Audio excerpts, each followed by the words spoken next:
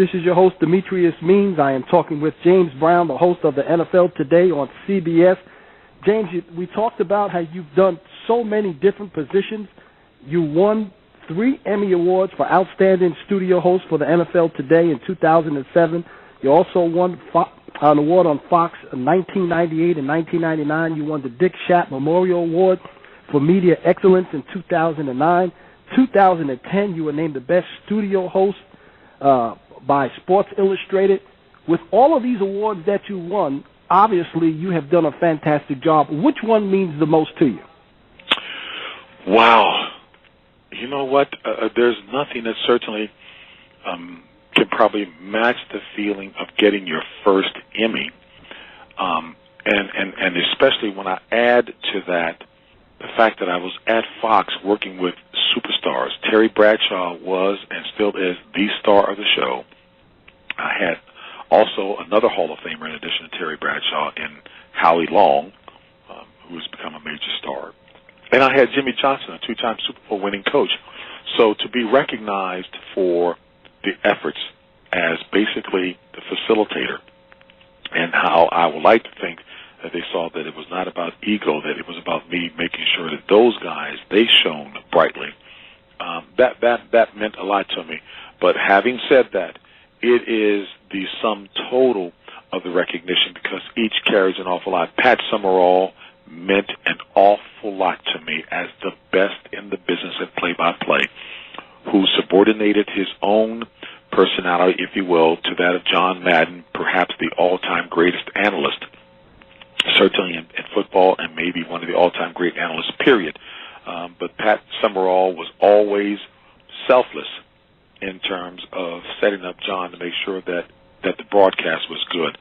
Dick Schaap, I mean, you know what he meant and represented to it. So the sum total of all those things are very, very humbling indeed. I don't do this for the purpose of trying to get awards. I just want to make certain that I do an excellent job, and if I do that, then hopefully the good things will follow. And you inducted in 1996 into the Harvard Hall of Fame. You've received all Ivy League honors in your last 3 seasons at the university. What did it mean to you? Wow. That's pretty significant as well, too, because, to follow my mother and father's dream of going to the best possible school that I could meant an awful lot. And it also means a lot because, Demetrius, quite frankly, we didn't reach our full potential as a basketball team at Harvard.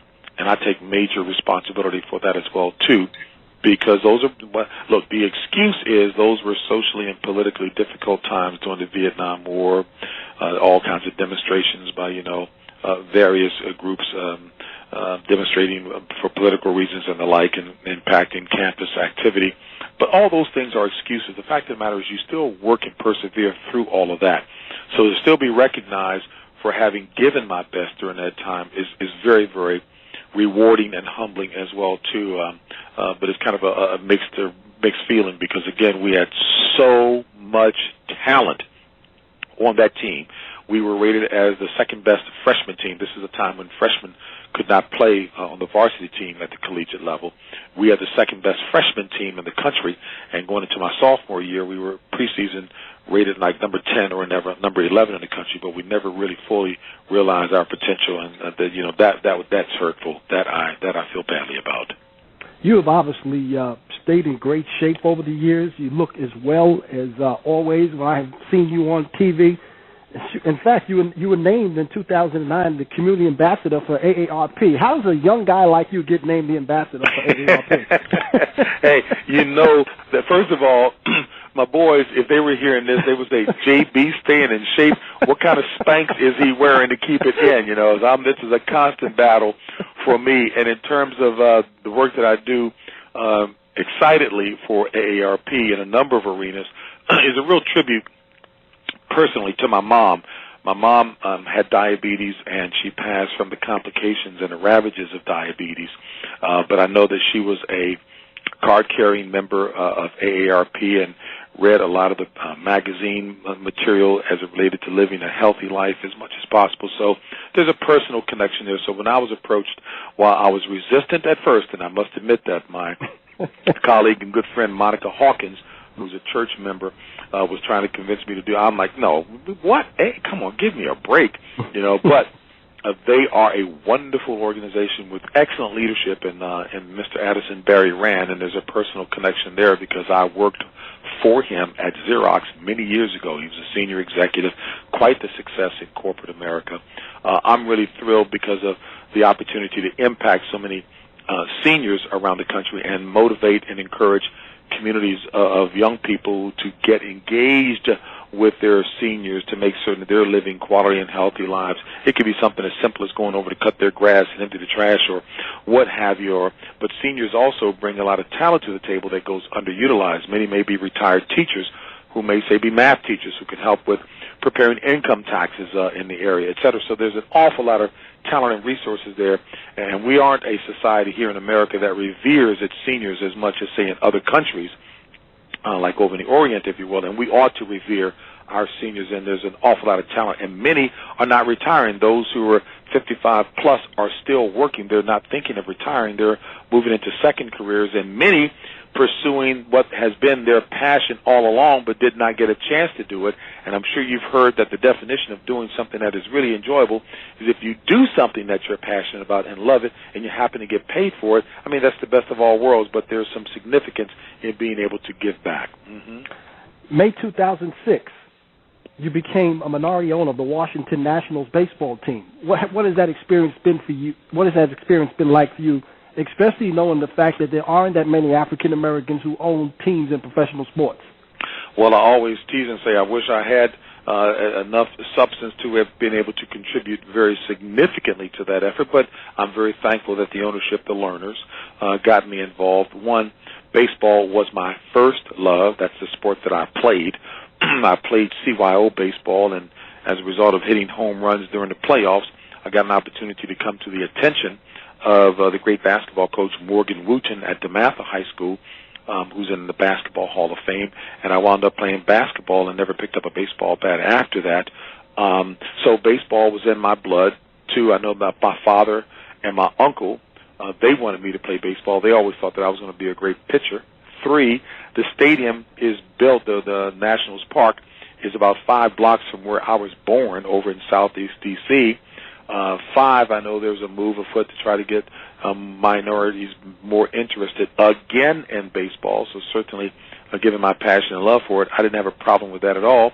And we've got a team now that is a competitive one that is in the running year in and year out over the last few years, and that's a good feeling as well. So for all those reasons and more, I'm thrilled to be involved with baseball again. And heavens, look, my grandfather, I told you about, it's another reason that he had a baseball team down in Hattiesburg, Mississippi called the Black Sox, and all the old Negro leaguers used to go through there. I mean, Cool Papa Bell, Mudcat Grant, you name them. So many of the folks have gone through it. He knew them all. I used to sit and listen to my grandfather regale me with stories about the great Satchel Paige and the pitches that he had, especially the hesitation pitch. So there's a deep history there as well, too, and I'm glad to be associated. And I know you're proud of to be the co-founder and principal of the Brown Technology Group, a certified minority owner and operated informational technology company. I know you're real proud about that. Absolutely. When I didn't make it with the Atlanta Hawks, the job that I got after about 6 months of working in local government was with the Xerox Corporation. The high-tech machine back then was the Xerox machine, but I enjoyed sales. That gave me the closest thrill, if you will, to playing sports. So to be able to launch a small business, we're a little more than 5 years old. My brother Terrence Brown is the chief operating officer. Our CEO has been Reggie Brown, no relationship to us, but brings tremendous corporate experience to the table. So we're very actively engaged in partnering with large companies in pursuit of government contracts. Right now, heavily concentrated in staff augmentation, but looking to move up the ladder in terms of the things that we're doing. And we're very pleased that for 3-4 consecutive years, we got what was called, or what is called, the Best of Chantilly Award in Chantilly, Virginia, as voted on by not only customers, but also business partners as one of the best in the area as a company that delivers excellence, and we could not be happier. James, with over 25 years as a sportscaster, how much longer do you think you will stay in that role? That's a good question. I don't know the definitive answer to that. I know a number of times people have asked that. I guess maybe people must say, well, look here, you're getting pretty old. Why are you still hanging around doing that? But I look, I have a passion for it. I'm enjoying it. And as I mentioned previously, I'm excited that I've been able to broaden the horizons to include news now and doing that. What may happen down the road, I'm not quite sure, but I can tell you at the present I'm having a good time. And that's not to say that I'm not unmindful as I plan down the road. I think it's extremely important to make certain that you've got a game plan in place, and I'm in the process of formulating and crystallizing that right now. But I don't see it being significantly involved outside of this arena. It could be, but right now I'm having a good time. And I learned many years ago from the attorney for the great boxer Sugar Ray Leonard. I was talking with him when I was working in government at the time, or a small company, and I had an opportunity to move in sports broadcasting. But I knew how tenuous that environment was and is, Demetrius. And I said, God, you know what? There could be new management coming in play, and I get bounced out of it even if I think I'm doing a good job. So I was talking to Mike Traynor, the attorney, and I said, well, what can I do to ensure that if it doesn't work out, I've got a safety net in place? And he hit me with some pretty hard advice. He says, young man, you have what's known as a scholarship mentality. You want everything to be guaranteed before you go out and take a chance and take a risk at pursuing something. He says the only guarantee that you have in the work world is in your ability to deliver, and to deliver excellently. And that really was a seminal moment there in terms of me deciding to chase after an opportunity in the sports broadcasting arena, saying that the only stability I had was in whatever talent I brought to the table and being able to do it excellently. And it was great advice, and that's kind of the way I view things. We got a couple of minutes here. James, you have been an inspiring person, especially for me. I know that even at my age, mid-50s, I look at you as a role model and a mentor. You've been a brother. You've been a friend. For those young people who are listening today, who are aspiring to become a talk show host, a reporter, a play-by-play person, what advice would you give them? Gosh, if they're students, I would say, Demetrius, the first thing is to be the best and most excellent student that you can be, first and foremost, because that lets the possible employers know that you're serious, that you're success-driven, that you will put in the time and work to get it done. And two, to be as well-rounded as possible, too, being conversant, being familiar with things outside of just sports, because that will come in handy in a number of situations when you're interviewing people. If you're on a set talking with folks, people may use an analogy, and it just would be set you apart if you are well-rounded. Three, to have as good a vocabulary as possible, a broad vocabulary as possible, for obvious purposes, because this business also involves writing, and it involves the use of descriptive words for a wide audience. So it's important to do that. And for me, I'm sorry? I'm sorry, go ahead, finish it. And for me, finally, Demetrius, what paid dividends for me was when I was recognizing, wanting to move up and do things. There's a scripture, Psalm 75, verses 6 and 7, that really speak for me. And it says that promotion cometh neither from the east, nor the west, nor the south, but God is the judge. He putteth down one, and he setteth up another. And I think if you truly focus on the fact to utilize the talents and gifts that God has given you, doing it excellently as unto him, he will be the best PR agent that you could ever want to make things happen for you. No, absolutely well put. And is there anything that you haven't done that you would like to do? You know what? I don't set limits for myself.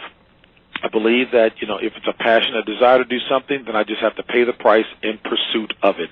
So while I may not have specified exactly what that is, right now I want to become the best possible team player in addition to what I'm doing in sports on the news side of the house. And I am thankful to be getting opportunities to do reports for 60 Minutes Sports, to substitute anchor for the evening news, the CBS This Morning program, and to do stories for CBS Sunday Morning. So right now I want to continue to perfect the relationship there, and we'll see where it carries me.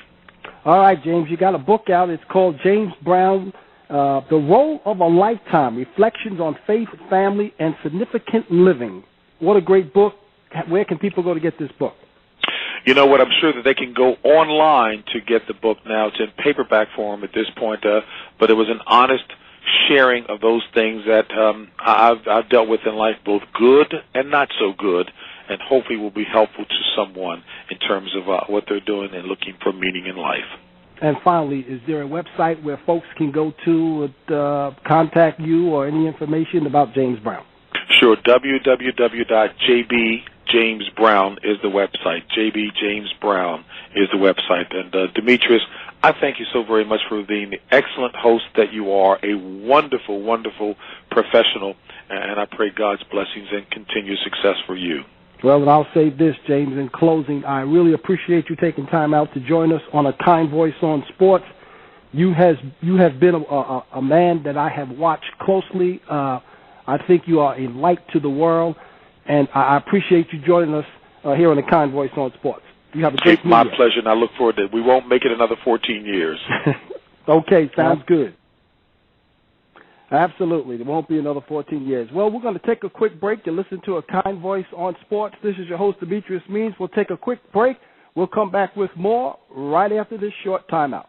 Hey, folks, it's that time, and we appreciate you listening in to A Kind Voice on Sports. Once again, we want to thank James Brown for coming on with a wonderful job he did.